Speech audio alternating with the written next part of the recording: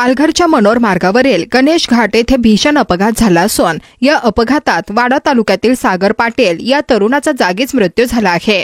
सागर कामावरून घरी परतत असताना त्याला भरधाव कारने जोरदार धडक दिल्याने त्याचा जागीच मृत्यू झाला। अपघातानंतर स्थानिकांनी चालकाला पकडून चोप दिल्यानंतर तो घटनास्थळावरून पळून गेला। दरम्यान पोलिसांनी मोबाईल ट्रेस करून या चालकाला मनोर जवळील एका हॉटेलमधून अटक केली असून आरोपी चालकाविरोधात हिट अँड रन प्रकरणात गुन्हा दाखल करावा अशी मागणी मयत सागर पाटील याच्या कुटुंबियांकडून केली जात आहे। आरोपी सचिन सुरवसे याला मनोर पोलिसांनी अटक केली असून तो मूळचा लातूरचा असल्याची माहिती समोर येत आहे।